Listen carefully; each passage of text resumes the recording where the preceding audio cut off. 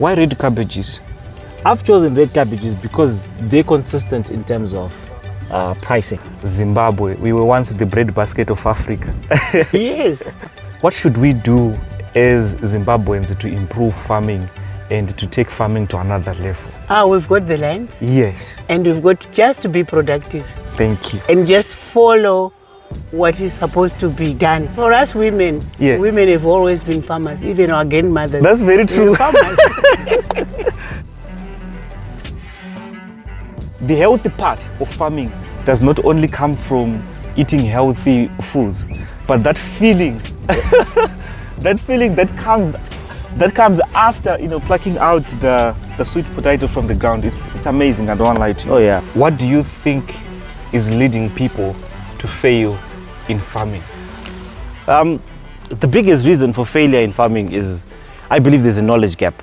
Okay. You need to take time to understand the product that you're growing. Thank you. It's not a one-size-fits-all sort of approach when it comes to farming. You need to be very precise. Every farming crop, every farming venture has its own needs that are very specific to that crop. So you have to pay a lot of attention to detail. Yeah. You have to be present on your farm. You have to be present. I'm running another business in Harare, but I'm on the farm at least four days a week. You have to be present on your farm. And then, so you don't encourage phone farming? No, I don't. Cell phone farming is not very ideal. Why? Because the rule of thumb for me is you have to see your crops at least 3 times a day. Oh. You have to see them very early in the morning because they're pests that come in very early in the morning. Yeah. And then you have to see what the moisture levels look like in the afternoon when the sun hits. Because right now when it's like this, almost all crops look okay in the morning. Yes. Because the temperatures haven't heat and you still have a bit of moisture off the ground. And then late in the evening, you've also got pests. If you've done your spraying in the morning, you also want to see what the reaction is. So try to be on your farm, try to scout at least maybe 3 times a day. So you have to be present. There's so many things that happen in an 8-10 hour window during your day. So you just have to be present with your crops. From the way you're saying how you are doing it, it seems like sweet potato farming it's a lucrative business. I believe so. For one other reason, besides the export potential and everything else, it's a 2-tier sort of earning. It's got a 2-tier earning potential. Okay. In the sense that you also sell vines. Vines on their own are a very good business. Wow. Before you even talk about the produce underneath, selling sweet potato vines is a good enough business on its own. And then, so what you do is you plant your sweet potatoes. Unfortunately, there's been a drought this year. Yeah. But our plan was we plant a lot of sweet potatoes, sell vines while we wait to harvest our sweet potatoes. And then that improves our cash flow situation. So, well, because we haven't been able to sell vines, we've just started expanding. We're just planting whatever excess seed we've got. So that's the first tie. The second tie is actually a 3-tie. The second tie is your sweet potato, the actual sweet potato. You then sell your sweet potatoes. But after that, you have a lot of residue in terms of vine. I think you can see the amount of foliage that is there. We are also thinking of developing silage for stock feed using this. It's something that we're going to develop in the next few months. So we're also doing a bit of research on that. Then we'll do a bit of silage and feed goats. We are thinking of doing goats using this silage, goats and pigs. And then the sweet potato rejects, the smaller ones, you also then just transfer those to pigs, and then so it keeps earning for you. Exactly. Yeah. Exactly. Do you think that we're going to reach that level where we say Zimbabwe as a nation is now again the breadbasket of Africa? I believe we're going there. I believe that's where we're going. A lot of people are now approaching farming as a science, which is where it needs to be. A lot of people are now realizing that farming is an ordinary business that requires the same sort of meticulousness as other businesses. And I believe we're going there. In the space that we're in, I'm actually very excited about where we're going as farmers in Zimbabwe, where we're going as farming in Zimbabwe. There's a lot of growth potential in that. There's a lot of drive towards export, and that market is boundless, it's endless. We are in prime position to regain our breadbasket status, I believe. What would you encourage other people to farm? Other sides that you think that are lucrative? Cattle farming. Cattle farming is quite interesting. There's a lot of movement around cattle farming. I'll just throw in a bit of numbers, especially Boran cattle farming. Yeah. You'd find that the minimum that you'd buy a Boran bull for is about $2,000. 2,000, yeah. Yeah, on the same input as you'd put on a Mashona, Yeah. on a Mashona bull. So if you pay attention to detail, there's a lot of potential around cattle farming. There's also a lot of movement around pen fattening as well. A lot of research around that. That's why we're talking about silage. Pen fattening for cattle. That's another very good line. There's also honey production, which we're also exploring. It's quite interesting. Really? Yeah, it's quite interesting because it's low-hanging fruit. You just build your hives, put in your colonies, and then you just wait. I think it's one of the best retirement plans that are out there. In terms of honey production, we're also exploring that. I'm actually building my own hives. I hope we get a chance to see that. Yeah. And also with honeybees, Yeah. it improves. Even if you're doing horticulture, you can't now you can't do horticulture without doing honeybees. Wow. For butternut production, for example, every hectare requires a minimum of 5 hives on the plot to make sure that you have pollination for your butternut to improve your yield. I've seen some farmers in South Africa getting yields of about 50 tons on the hectare with butternut simply because they have put in hives on their farm. So that's amazing, bro. I Yeah. mean, that alone, you're talking about butternut farming, and yeah. so you're saying that having bees around would actually improve your yield. Yes, it does. Yes, it does. I wish people could learn that. Yeah, it does. It's amazing. It does. It comes from the nature of the butternut, of its anatomy. It's got male and female flowers, so it doesn't self-pollinate. It requires bees to pollinate. The more pollination you have, the better fruit quality you have. So that's how bees have then influenced. You find a lot of bees around blueberry farms, around avocado farming, which is another lucrative line. Fruit trees. Yeah. You've got your mangoes, your red mangoes. That's another good line. You've got citrus plants. As simple as lemon. Lemon is easy to manage. Your lemons, your limes, those are easy to manage. Those are also very good lines that people can also venture into. I've seen a lot of established commercial farmers doing blueberries and avocados. Those are a bit expensive in terms of capital requirement. But it's also something that people can explore. What are the challenges that you're facing as a farmer? My biggest challenge, having started, was had to do with a bit of funding. So I had to find low-hanging fruit, and this became easy for me because I propagated my own seed. So that made it easy for me. Another challenge was information dissemination. What do you mean? Information dissemination? Getting information pertaining to relevant Zimbabwean information. When it comes to sweet potato production, you get, even if you go online, most of the information that you get is relating to other countries that are not COMESA countries. You get a lot of information out there. European countries, external things, you get a lot of information, but there is not enough Zimbabwean product that is online pertaining to this. And I think we should do a bit more as a country to make sure we have our own, because even the varieties that you see and the variety specifications that you find, on these platforms are not necessarily the varieties that we have here. So Ningwaku, you then have to sort of truncate and try to see, which variety matches the one that you have and all that. So that's one other small challenge that we have. And then, naturally we've got power challenges here and there. It affects our irrigation. That's and our market is quite small. The local market is small. It's small in the sense that we tend to produce most of our produce at the same time in the same season, and then we find our market flooding, which then creates marketing problems for us. I think if we could create a synchronization system of some sort. I hear Botswana has something of that nature, where you get to see on a constant what has been planted by how many farmers, so that you make a decision. If we can have a database like that, I would encourage maybe farmers to register with AMA. Agriculture Marketing Authority. I think they're the best position. They're in the best position to create something like that for us, where you can just go to AMA and just find out where we are in terms of our planting, where we are in terms of our production. I think sweet potatoes for me, it's more of a passion than anything else. There's export potential. And then I'm also passionate about health. I believe your health is your wealth. And sweet potatoes are regarded as a superfood. High fiber, low sugar content. We've got some interesting varieties. I'm sure we'll get into that a bit later. So it's really interesting to do sweet potato farming. It seems like you've recognized that people are now paying attention to what they eat.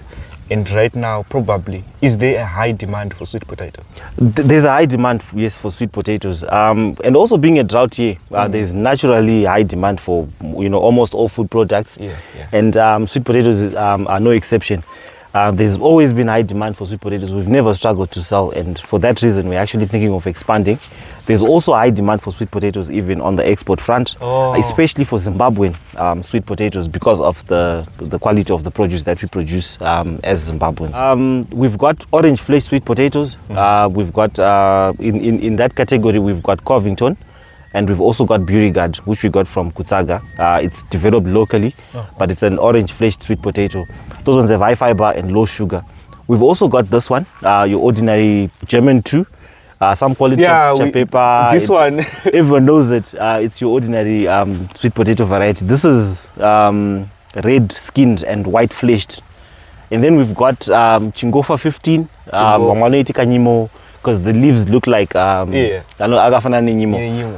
so we've also got that. It's white, and then we've got Brontal, a red variety, which produces a very high yield. It's a high yielding variety. What is the best of all the varieties that you have mentioned? Well, they come with different advantages. Okay. My favorite at the moment is Brontal because it's got a very high yield. But in terms of taste, our natural taste is more inclined to your red skin, white flesh, your German 2. So in terms of taste, when you're looking at that, and then in terms of health and health properties, the orange ones, your Covington, come with that particular advantage. But my favorite right now is Brontal because of the yield potential. It's got a yield potential that goes beyond 40 tons per hectare. Okay. So that's why it's become my favorite. It means more money for my pocket. That's why. Key thing is to start from the sides and not right in the middle. Yeah, and then you move into the ridge so that you don't chop them off. Yeah. Itoripo nai. Iyo ke. Indaizoti pamwe papa asapana chini, which means dzinogona kudzika. Nenda pass, yes. Sure. Yeah, there you go. Guys, look at this. Look at this. There you go. And then we've got something coming out of the ground. So your sweet potato produces off these nodes. Off these nodes is where you get the roots. So what we want to look at is our vine. Yeah. Your sweet potato produces off these nodes. Oh. That's where the roots come from. Oh, okay. So you want most of this in the ground. In the ground. And we believe in the horizontal approach. You want to plant it as horizontal as possible, because if your tubers grow like this, there's less competition between tubers. Unlike if they're like this, they're competing for the same space. So we were doing it wrong.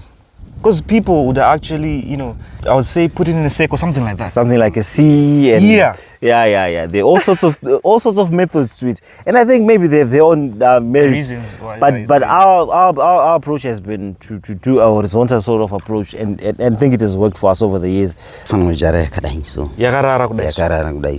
All right. Why venture into farming at a young age? It's I guess it was a calling. It's not something that I can explain and say I ventured. I sat down and made calculations and decided. I just made a decision to go into the farm. I loved being on the farm, and the idea of being an entrepreneur, the flexibility of entrepreneurship, the connection with the environment, the beauty of just walking barefoot on white sand is those are some of the reasons why I enjoy myself on the farm, and then the opportunity to then make money on the farm just added a cherry on top of it. Do you think that we're going to see more young people venturing into farming in the future? I believe so. I believe we're going to see more young people getting into farming. I believe farming is going to grow. Yes. And I believe more people are going to realize that farming is not as bad as it looks. Thank you. It's actually a very beautiful business. You get to connect. Horticulture allows you to have 4 growing phases in a year. Very strange for a Shona man to say they enjoy cauliflower, but I enjoy it. As you can see, there's a curd forming there, right in there. Wow. Got a little curd that's forming. Yeah. So the process requires us to then cover this up. Fortunately, this has got a very good leaf cover, but we're supposed to cover this up so that it doesn't get exposed to the sun, and then it stays white. Okay. We've got cauliflower, we've got cabbages. We're using this for rotational purposes. Oh, okay. I have a love for cauliflower. It's very lucrative. Right now, cauliflower is being sold at about $2 a kg. And Wow. a hectare of cauliflower can produce as much as 20 tons. Those are the sort of numbers that are around cauliflower, just to throw numbers in there. But this is not the normal. The normal, you find it at about maybe 50, 60 cents a kg. But if you do it in summer off season, because right now it's off season, the prices are very good. It's lucrative. The nice thing about these varieties, they take about 65 days. So 65 days? Yes. So they don't take too much time in the field, so it allows us to rotate. So very soon, as you can see, we started harvesting our little red cabbages, and then we'll just take them off and then continue with our sweet potato program. The ground is redone. Yeah. We've allowed to break the disease cycle. What is the most difficult plant to deal with in terms of horticulture? The most challenging crop to deal with right now, in terms of horticulture, in my opinion, is tomatoes, because tomatoes have a pest that we are yet to fully understand and fully deal with, which is your tuta absoluta. So tomatoes are quite difficult to handle and difficult to manage if you don't have the right budget and the right tools to deal with. You just start small, understand how to manage your tuta and your fungal diseases, especially when it's raining. I would think, that makes it a bit complicated, but every crop has its own challenges. We have a new challenge that's coming up when it comes to cabbages. That's your brassica stunting disorder. It's hit Midlands and Matabele, and they're struggling with it right now. It's something that's also worrying, but I think with information and more knowledge coming up, we'll soon deal with it. But I believe tomatoes are the most challenging when it comes to horticulture. What plant does pay highly in horticulture? It depends with the season. It depends. Like on the right season. now, these are paying very well. Yeah. Your cauliflower, broccoli combination, it's paying very well. Red cabbages are very consistent in terms of price. You hardly have them below 50 cents a head. And then peppers. Peppers are also very consistent, especially the colored version of pepper. It hardly falls below $1 per kg. And then if you're doing greenhouse production, English cucumbers pay very well as well. Oh. Yeah, I think those are the most paying horticulture units per square meter of land. I've chosen red cabbages because they're consistent in terms of pricing. Like I said, they hardly fall below 50 cents. The worst price I've sold white cabbages for, very big white cabbages, was 10 cents. I sold at $1 for 10. I've never had that. I've never had that experience with red cabbages. So that's why I'm choosing red cabbages. I'm also fascinated with color, and because it's also new. They're blue waters when it comes to cabbage production. Okay. I would want to be an expert in red cabbage production. So right now I'm also going to be trying out new varieties when it comes to red cabbage. I'm probably going to have about 6 different varieties on the farm.